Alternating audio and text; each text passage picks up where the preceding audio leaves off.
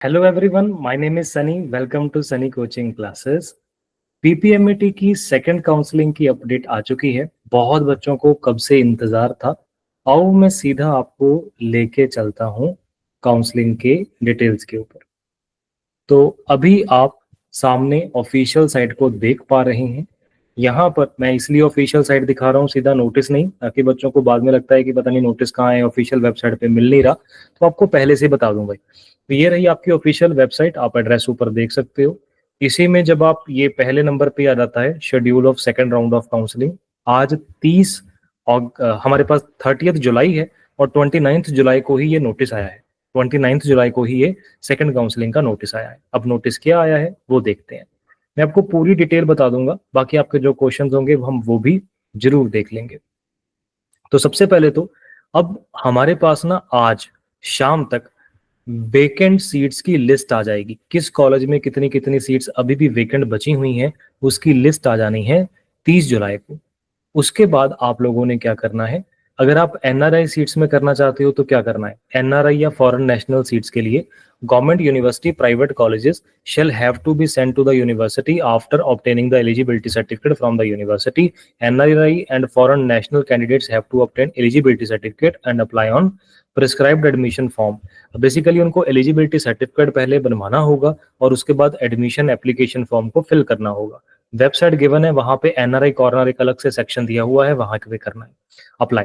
Vacant seats उनकी 5 of अगस्त तक वहां पर आ जाएंगी और आपको अप्लाई भी उसके अकॉर्डिंगली करना होगा। यानी कि ऑनलाइन चॉइसेस आपको 5 से 8 के बीच में फिल करनी है। अब जितने भी हमारे पास जो रेगुलर स्टूडेंट्स हैं लाइक पीपीएमईटी क्वालिफाइड कैंडिडेट्स, उन्होंने ऑनलाइन की प्रेफरेंसेस फिलिंग कब करनी है, 31 जुलाई से 8 अगस्त तक।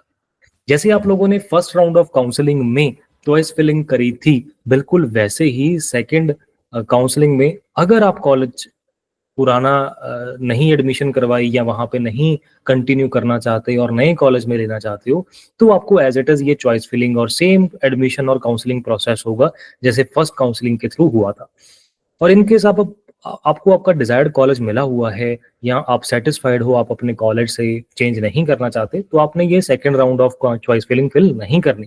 ये सिर्फ उन्होंने फिल करनी है जिन्होंने या तो फर्स्ट राउंड में अपनी एडमिशन नहीं ली थी, उनको अपना डिजायर्ड कॉलेज नहीं मिला था, या जो कॉलेज उनको एडमिशन करवाई है उससे वो सेटिस्फाइड नहीं है, वो तो नेक्स्ट काउंसलिंग में ट्राई करना चाहते हैं, कर सकते हैं। अब उसकी भी एक कंडीशन है, नीचे आप पढ़िएगा तो मैं आपको बताता हूँ। सीट अलॉटमेंट की प्रोसेसिंग हो जानी है 9 से 12 के बीच।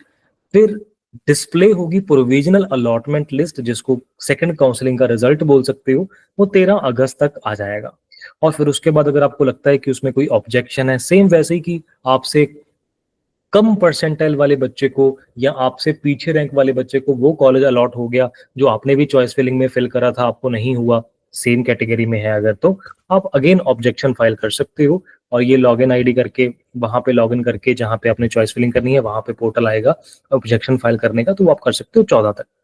अगर उसमें कोई चेंजेस हुए, बहुत ही रेयर चांस होता है चेंजेस होने का, सेम ही जनरली वो रहती होती है, फिर भी अगर आपको लगता है तो आप ऑब्जेक्शन फाइल जरूर करिएगा। 15 जो है अगस्त तक वो आपकी पब्लिश जो है वो हो जाएगी। अब candidates to home seats will be allocated will report to the respective college. जिनको जो भी कॉलेज अलॉट हुआ होगा उन्होंने वो रिस्पेक्टिव कॉलेज को कांटेक्ट करना है, रिपोर्ट करना है ज्वाइनिंग के लिए या एडमिशन के लिए। तो वो सारे डॉक्यूमेंट्स जो आपने रेडी करे थे फर्स्ट राउंड में या नहीं करे थे तो आप कर लीजिएगा। कौन कौन से डॉक्यूमेंट चाहिए उसकी डिटेल्ड वीडियो यूट्यूब के चैनल के ऊपर हमने डाली हुई है, वो आप देख लीजिएगा, पिछली वीडियोस में मिल जाएगा। फिर आपकी एलिजिबिलिटी होगी, मतलब एलिजिबिलिटी को फुलफिल करने के लिए जो जो भी डॉक्यूमेंट्स थे, आपका मेडिकल चेकअप हो गया वहां पर। जो यूनिवर्सिटी फीस है वो तो ऑनलाइन ही पे हो जाती होती है लॉगिन करके। उस कॉलेज के जो भी अदर एक्सपेंसेस हैं, बिकॉज हर कॉलेज के अपने लेवल पे कुछ एक्सपेंसेस होते हैं। कोई कॉलेज यूनिफॉर्म फीस चार्ज करता है, कोई हॉस्टल फीस सबकी अलग अलग है, किसी की ट्रांसपोर्टेशन की बस सर्विस है उसकी फीस है, ऐसे अलग अलग फीस वगैरह कॉलेजेस की सेपरेट भी रह सकती है apart from the university fees. वो आप कॉलेज से कंफर्म कर सकते हो। इवन चॉइस फिलिंग से पहले कंफर्म कर लेना चाहिए होता है कि जो जो भी आप कॉलेज फिल करने वाले हो उसमें कितनी टोटल फीस आएगी, टोटल 4 साल का खर्चा कितना है, पहले से ही कॉलेज में आप वेरीफाई करके रखें, फिर उसको चॉइस फिलिंग में लें अगर आपको वो अच्छा लगता है तो आपको वो एडमिशन करवानी होगी 16 से 21 के बीच में। बेस्ट तो ये रहता है कि आप कॉलेज को कंफर्म कर लें, जो भी आपको अलॉट हुआ हो कि किस दिन आना है, क्योंकि वो कई बार किसी स्पेसिफिक दिन को ज़्यादा बच्चों को बुला लेते हैं, मतलब कई बार डिस्ट्रीब्यूशन करके बुलाते हैं, कई बार एक स्पेसिफिक डे ही रखा होता है। तो आप कॉलेज से कंफर्म कर ले कि किस डेट को जाना है, वहाँ पे अपने डॉक्यूमेंट्स, जो ये आपने यूनिवर्सिटी फीस पे करी है उसकी रिसिप्ट, वो सब कुछ लेके जाना होगा और बाकी आपकी वहाँ पे एडमिशन जो है वो हो जाएगी। ये जो नीचे नोट दिए हैं ना, ये काफी इंपॉर्टेंट है, ये आपको बहुत ध्यान से देखने हैं। मैं अभी समझा देता हूँ ये नोट भी। बाकी आप लोगों से सिंसियर रिक्वेस्ट है कि जो गलतियां आपने फर्स्ट राउंड ऑफ काउंसलिंग में, कुछ बच्चों ने, नॉट एवरी स्टूडेंट, कुछ बच्चों ने जो फर्स्ट राउंड ऑफ काउंसलिंग में मिस्टेक्स करी हैं, वो कम से कम इसमें उन मिस्टेक्स को अब रिपीट ना करें। जैसे कुछ बच्चों ने वो कॉलेज फिल कर दिया और बाद में कहते नहीं मुझे तो इस कॉलेज में लेनी ही नहीं है, इस कॉलेज की फीस ज्यादा है, ये कॉलेज बहुत दूर है, मतलब तो वो आप चीजों को पहले से ध्यान से देख के रखें ना, और कॉलेज की लोकेशन ध्यान से देखा करें। अभी मेरे पास एक स्टूडेंट का मेरे ही हमारा ही स्टूडेंट है, उनका उन्होंने क्या करा, उन्होंने लुधियाना से थे वो, उन्होंने देखा कि लुधियाना से वो थे, उन्होंने फिरोजपुर का कोई कॉलेज फिल कर दिया, उनको लगा कि फिरोजपुर रोड लिखा है शायद, वो उन्होंने एड्रेस पूरा पढ़ा नहीं कॉलेज का, जल्दी जल्दी में सिलेक्ट कर लिया। तो आप लोगों को मिस्टेक्स नहीं करनी, चॉइस फिलिंग बहुत ध्यान से करनी होती है। आप जिस भी कॉलेज में एडमिशन लेने को रेडी हो कि हाँ मुझे ये कॉलेज मिल जाए तो मैं इसमें एडमिशन ले लूंगा, वो कॉलेज ही आप फिल करा करें। तो उसमें आपको बेसिक चीजों का ध्यान रखना है, कॉलेज की फुल फीस कॉलेज से कंफर्म कर लेनी है, प्रेफर करना है ऐसा कॉलेज हो जिनका खुद का हॉस्पिटल है, ताकि रेगुलर अच्छे से प्रैक्टिस हो सकती हो वहां पर। कोशिश करें कि उस कॉलेज की जो रेप्यूटेशन है वो अच्छी हो, और वो आपका किसी सिटी प्रेमिस के अंदर हो, मतलब कि बहुत ज्यादा रिमोट एरिया में ना हो, कल को 3 बसें बदल के वहां पे पहुंचो और पूरा दिन निकल जाए वहां तक पहुंचने में। आप लाइक पंजाब के एक कॉर्नर में बैठे हो और कॉलेज जो है वो आप दूसरे कॉर्नर का फिल कर दो, तो वो मुश्किल है ना काम, आपको 4 साल वहां पे डिग्री स्पेंड करनी है तो मुश्किल हो जाता है। तो आप सारी चीजों को ध्यान से देख के जो आपको लगता है कि हाँ भाई ये कॉलेज मेरे लिए बेस्ट है, सिर्फ वही वही कॉलेजेस को फिल करें, ताकि बाद में आपको ये ना सोचना पड़े कि भाई मुझे जो कॉलेज अलॉट हो गया मैं उसमें एडमिशन करवाऊं कि ना करवाऊं, वो करवानी है इसीलिए तो अपने लोगों को फिल कराए, ऐसी जो है वो ध्यान रखना है आप लोगों ने। बाकी ये एडमिशन बीएससी नर्सिंग की बहुत सोच समझ के किसी भी कॉलेज में करवानी चाहिए।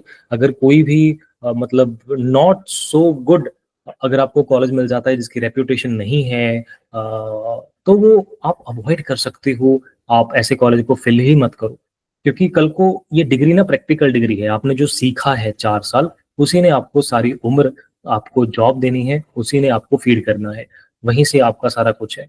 तो अगर हम ऐसे ही कोई छोटे मोटे कॉलेज या जिसकी रेप्यूटेशन नहीं है, जहाँ पे ट्रेनिंग नहीं अच्छे से होती, कर लेते हैं, अच्छे से सीखने को नहीं मिलता, तो फिर कल को प्रॉब्लम है ना।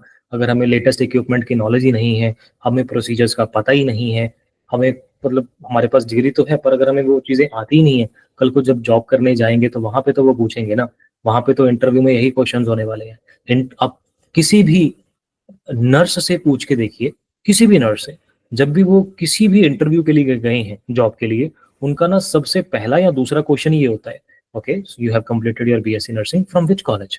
सबसे पहले स्टार्टिंग में ये पूछ लिया जाता है कि आपने कौन से कॉलेज से करी है, कहाँ से करी है बीएससी नर्सिंग। अकेला बीएससी नर्सिंग करना ही इंपॉर्टेंट नहीं है, कहाँ से करी है वो बहुत इंपॉर्टेंट है, क्योंकि वहीं से जज किया जाता है ये।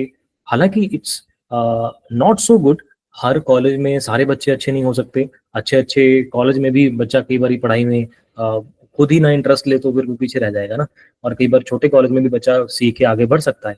पर सोसाइटी में ऐसा है कि एक बार तो जज किया जाता है स्टूडेंट को उसके कॉलेज के नाम के बेसिस पे कि आप कहाँ से करके आए हो। अब तो हमारे पास इनिशियल स्टेज ही है ना, अब तो हमने फीस पे करनी है, 4 साल स्पेंड करने हैं, तो हमारे पास वो चॉइस है।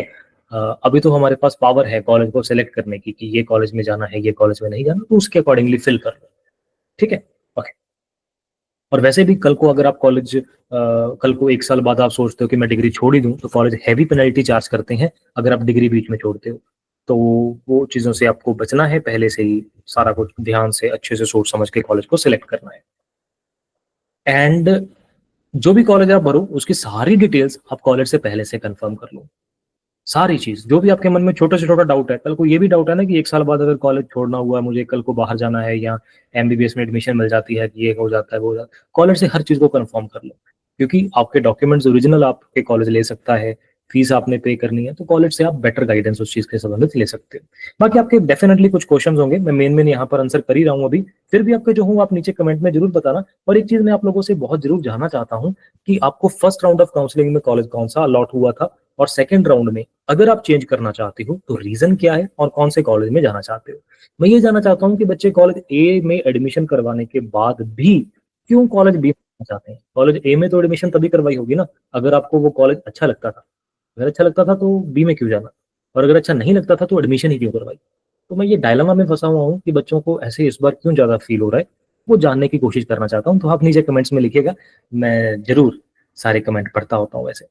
और आपके जो भी क्वेश्चंस होंगे मैं ट्राई करूंगा कि आपको वहीं पे कमेंट में आंसर कर सकूं, नहीं तो सेपरेट वीडियो हम उसके ऊपर भी आपको बना देंगे। तो the joint candidates of first round of counselling who want to surrender the seat can surrender the seat in respective college up to 30। जो भी बच्चा अपने फर्स्ट राउंड ऑफ काउंसलिंग में, फर्स्ट राउंड में उसको जो भी कॉलेज अलॉट हुआ है, अगर वो उस कॉलेज की सीट को छोड़ना चाहता है तो वो छोड़ सकता है इस रिस्पेक्टिव डेट तक। 30th तक जो है बच्चा अपने रिस्पेक्टिव कॉलेज को रिपोर्ट कर सकता है कि मुझे अपना जो सीट है वो सरेंडर करनी है, यानी कि आज शाम तक आपको अपने रिस्पेक्टिव कॉलेज को बताना है अगर आप उस कॉलेज की सीट को छोड़ना चाहते हो कि मुझे यहाँ से नहीं करना। अगर आप नहीं छोड़ना चाहते, उसको कंटिन्यू करना चाहते हो, फिर कुछ नहीं करना है ऐसा। लेकिन अगर आप वो कॉलेज को छोड़ना ही चाहते हो कि नहीं भाई मुझे तो उस कॉलेज में करनी नहीं है, तो आपको आज ही रिपोर्ट करना चाहिए। असल में वही फिर जो आपकी सीट खाली होगी वो सेकंड काउंसलिंग में फिल हो जाती है, फिर वो आपको जो भी रिफंड का प्रोसेस है, फीस का कितना पार्ट कैसे कैसे रिफंड होगा, वो उसके थ्रू आपको जाना होता है। तो आप अपने कॉलेज से कंफर्म कर सकते हो, क्योंकि हर कॉलेज की थोड़ी बहुत टर्म्स एंड कंडीशंस अलग अलग हो सकती हैं। Important to mention है, candidates can fill the choices of colleges which are not reflected in the vacancy position of seat, as few may arise due to shifting of candidates from stream category to another stream or category during the second round of counseling। तो जो college आपको वहां पे show होंगे कि इस college में इतनी सीट्स हैं, इस कॉलेज में इतनी सीट्स हैं, जो भी कॉलेज आपको शो होंगे कि इस कॉलेज में इतनी सीट्स हैं, इस कॉलेज में इतनी सीट्स हैं, सिर्फ वही कॉलेज नहीं, आप अपनी तरफ से बाकी के कॉलेजेस को भी वहां पे फिल कर सकते हो। मतलब हो सकता है कि किसी एक्स कॉलेज में अभी भी 2-3 सीट्स अवेलेबल हो और वो वहां पे शो ना हो, क्योंकि वो 2-3 सीट्स हो सकता है बाद में जनरेट हुई हो। जैसे किसी बच्चे ने शिफ्ट कर लिया सेकंड काउंसलिंग में या अपनी सीट सरेंडर कर दी तो सीट्स खाली हो गई, तो वो हो सकता है वहां पर जो ऑलरेडी वेकेंट सीट्स की उन्होंने शो करना है, जो वेकेंट सीट्स की आज आ जाएगी लिस्ट, उसमें वो ना हो। मतलब अगर वेकेंट सीट्स की लिस्ट में कोई रिस्पेक्टिव कॉलेज नहीं भी है, आपकी पसंद है वो कॉलेज, तो उसको भी फिल कर लेना, क्योंकि उसमें सीट खाली हो सकती है शिफ्टिंग की वजह से। Government quota tuition fees, management quota tuition fees जो भी फर्स्ट राउंड ऑफ काउंसलिंग में थी वो अब भी वो सेम ही रहती है। तो आप अपने अकॉर्डिंगली जिस भी फीस में आप मतलब कंफर्टेबल हो, जो भी आप करना चाहते हो उसके अकॉर्डिंगली आप देखिएगा। और बाकी कुछ स्कॉलरशिप स्कीम्स में ना आप मैनेजमेंट कोटा के अंडर बेनिफिट नहीं ले पाते, तो अगर आप कोई रिस्पेक्टिव स्कॉलरशिप का बेनिफिट लेना चाहते हो तो आप उस कॉलेज से कंफर्म कर लेना कि उसमें मैनेजमेंट कोटा में क्या वो जो बेनिफिट है वो दे पाते हैं कि नहीं। जैसे बहुत सारी स्टेट स्कॉलरशिप स्कीम्स होती हैं, जैसे कि हमारे पास फ्री शिप कार्ड के अंडर होती है, या और भी कई सारी स्कॉलरशिप स्कीम्स होती हैं, तो आप अपने कॉलेज से कंफर्म कर लेना, उसके अकॉर्डिंगली ही फिल करना। Other state candidates will be considered after exhausting the Punjab state candidates. Punjab की कैंडिडेट्स को प्रेफरेंस मिलनी है, उसके बाद अदर स्टेट के जो कैंडिडेट्स हैं उनको भी कंसीडर किया जाएगा। जब सारी सीट्स फिल हो जाती हैं तो कुछ रिजर्व्ड कैटेगरी की सीट्स, एनआरआई कैटेगरी की सीट्स अगर बच जाती हैं तो वो ओपन मेरिट में रिस्पेक्टिव कोटा में कंसीडर कर ली जाएंगी। ओपन मेरिट मतलब जनरल कैटेगरी में उसको कंसीडर कर लिया जाएगा। अब वो सारी कैटेगरीज की सीट फिल करने के बाद, इसीलिए बोला ना कि ऊपर हो सकता है कि कोई ना कोई सीट ओरिजिनेट हो जाए। तो अगर आप कोई कॉलेज आपका अच्छा लगता है, वहां पे शो नहीं भी हुआ वेकेंट कॉलेज की लिस्ट में, तब भी आप प्रेफरेंस के टाइम पे उसको फिल कर लेना, क्योंकि हो सकता है उसमें सीट्स बाद में जनरेट हो जाए। तो यही था मेन हमारे पास काउंसलिंग के बारे में। बाकी आपके जो भी डाउट्स रह जाते हैं आप नीचे कमेंट में पूछ लीजिएगा। मैं तो यही प्रे करता हूँ कि आपको आपका डिजायर्ड कॉलेज मिले और आप अपने अच्छे कॉलेज में एडमिशन लें। आप अपनी सारी डिटेल्स को प्रॉस्पेक्टस और रिस्पेक्टिव कॉलेज से कंफर्म भी कर सकते हो। All the very best for your future. आपके जो भी क्वेश्चंस है नीचे कमेंट में लिखिएगा, I will try to make a separate video on them, या फिर मैं आपको कमेंट्स में आंसर जरूर करूंगा। मिलता हूँ आपको बड़ी जल्दी नेक्स्ट वीडियो में।